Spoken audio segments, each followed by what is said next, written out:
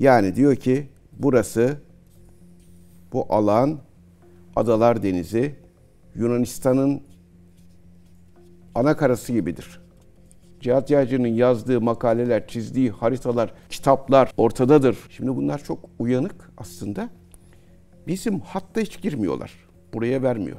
Ekemediğin tarla senin değildir. Yarın bir gün sana ektirmeyenler ama ekmeyenler yarın ekmeye başlayabilirler. Almıyorum diyor. Giremezsin diyoruz. Neyle?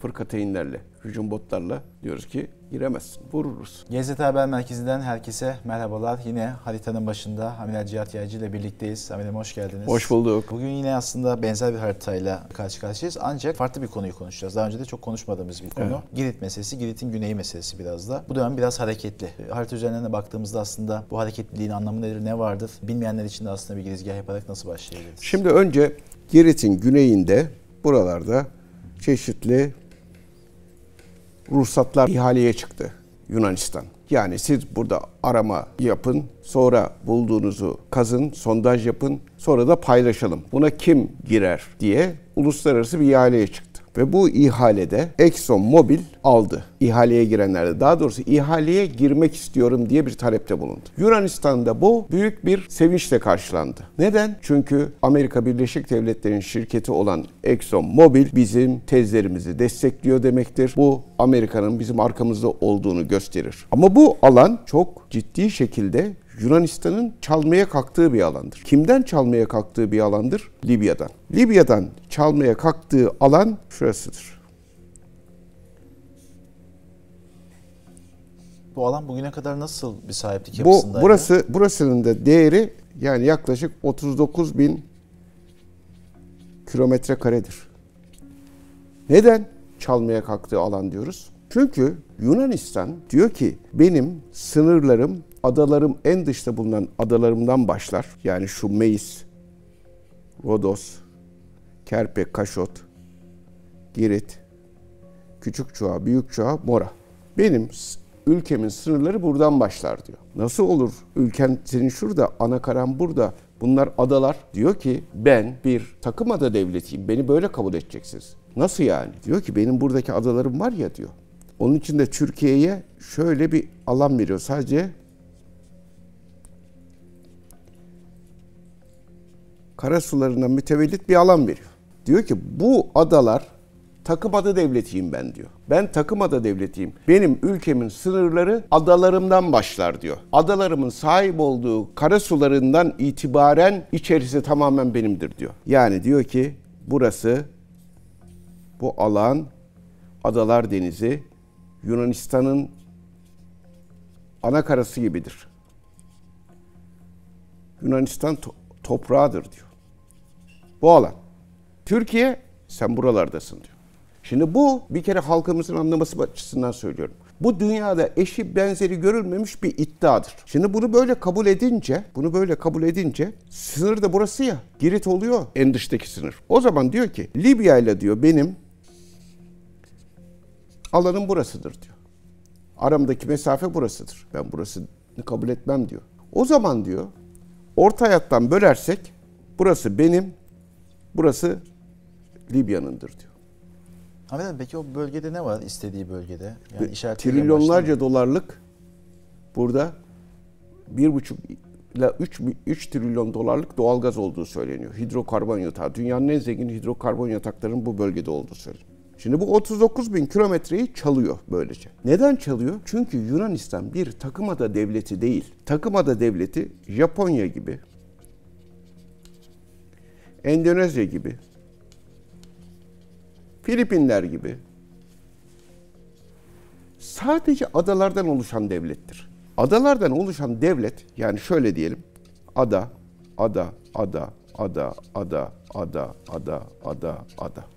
Şimdi bu sadece adalardan oluşursa, ana karası da yoksa ve bu adalar da ana karası olsa da 200 mil dışarıda olursa eğer, o zaman orada bir takımada suyu oluşur.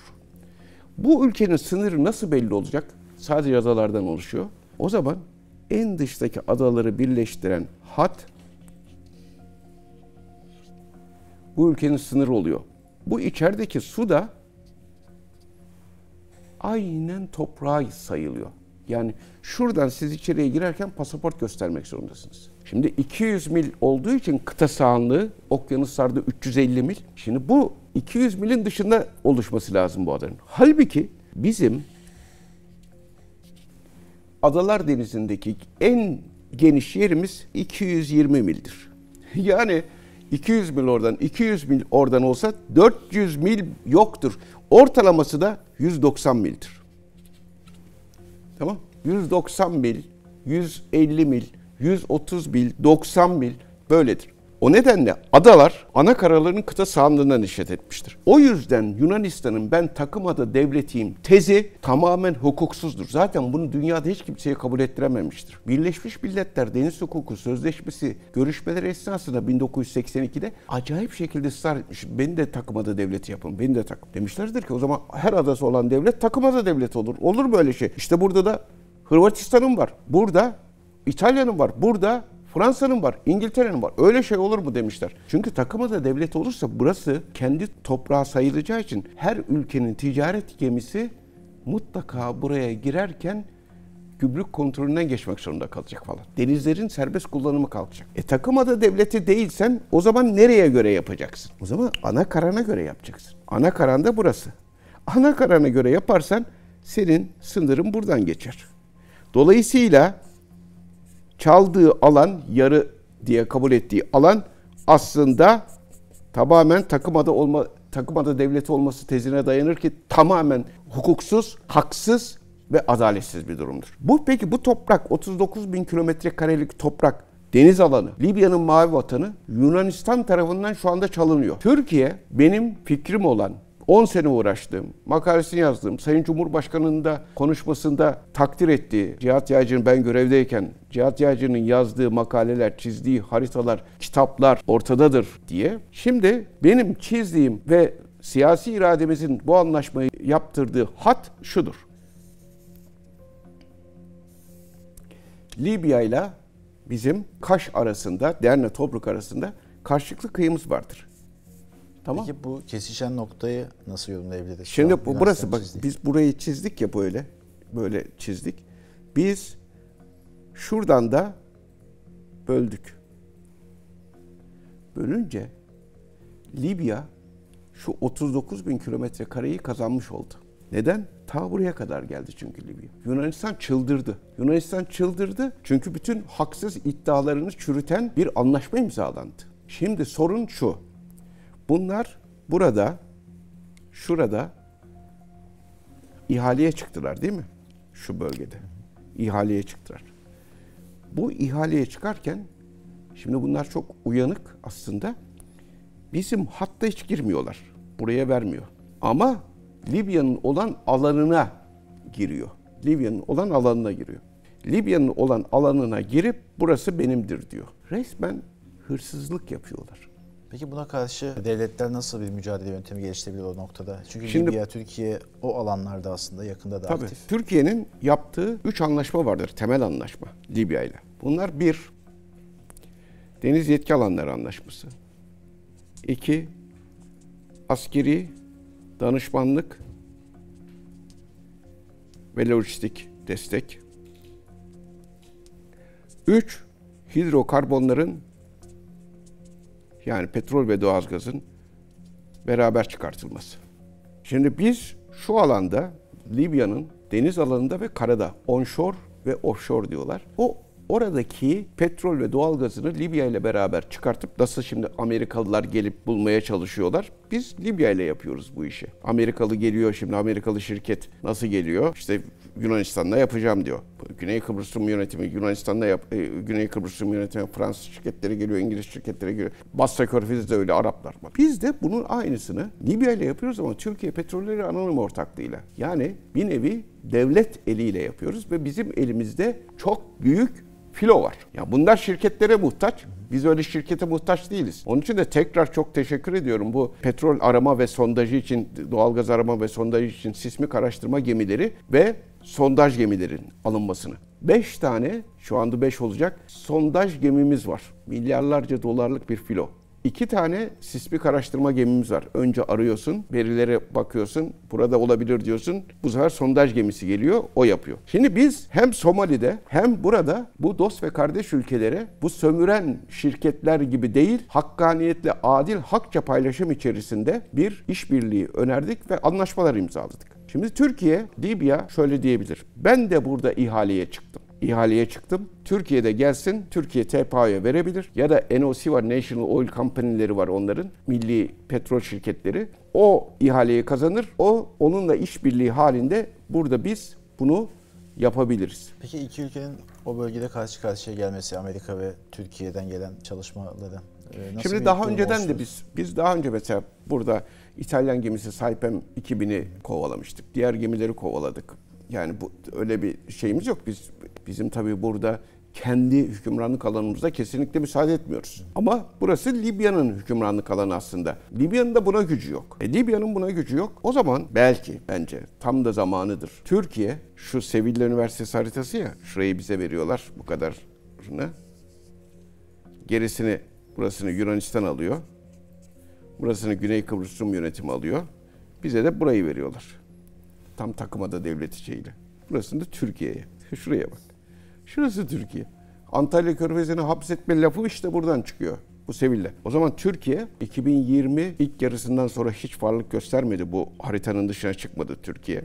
Yani sanki Sevilla Üniversitesi haritasını kabul etmişti gibi bir fiili imaj oluştu. Ama bu arada da tabii 2000 yılından beri hiçbir zaman sokmadı buralarda araştırma yapmasına Türkiye ya da bir sondaj gemisine işte buralarda faaliyet göstermesine. O zaman ama tarlamızı tabii kendimiz ekemiyoruz. Başkasına ektirmiyoruz ama tarlamızı da artık kendimiz ekemiyoruz gibi bir durum var. Onun için çok dikkatli olmak lazım. Ekemediğin tarla senin değildir. Yarın bir gün sana ektirmeyenler ama ekmeyenler yarın ekmeye başlayabilirler. O yüzden çok dikkatli olmak lazımdır. Böyle çok pasif kalmamak lazım. O zaman buna karşılık cevap, madem sen böyle diyorsun. Türkiye'de Güney Kıbrıs'ın sözde ilan ettiği münhasır ekonomik bölge içerisinde Türkiye'de kabul etmeyip şu bölgelerde bizim mavi vatanımızın içerisinde sondaj, önce sismik araştırma ki çoğu yapıldı, şimdi sondaj yapmalıdır. Madem öyle bir pazarlık unsurudur. Dost ve kardeş Libya'nın bu açmazdan kurtulması için böyle bir şey yapılması lazımdır. Peki efendim, askeri karşılığı nasıl oluyor yine denizlerde? Bu sondaj çalışmaları yapılırken mesela mutlaka... Libya'nın deniz kuvvetleri olmuş olsaydı, güçlü olmuş olsaydı biz nasıl burada yaptırmıyoruz kimseye? Libya'da yaptırmazdı. Olası senaryoda nasıl bir tablo oluyor? Orada nasıl bir hareketlilik oluyor? Şimdi bu mesela bizim mavi vatanımız şuradan başlıyor ya. Şöyle diyeyim.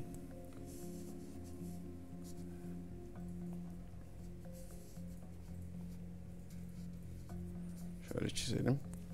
Burası bizim mavi vatanımız. Bu mavi vatan içerisine biz hiçbir gemiyi sokmuyoruz. Nasıl? Geliyor mesela kablo döşeyecek.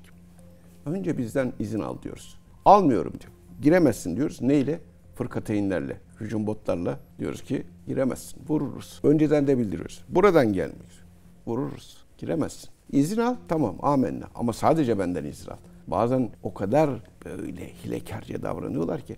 Tamam senden izin alıyorum ama bu arada Yunanistan'dan da izin alıyor. Olmaz. Ya buranın bana ait olduğunu kabul edeceksin ya da kabul edeceksin. Aslında yoksa Yunanistan'dan da izin aldığında onun da orada hakkı var anlamı çıkıyor. O nedenle Yunanistan'ın Doğu Akdeniz'de bir ada devleti olmadığı için bir hakkı da yoktur.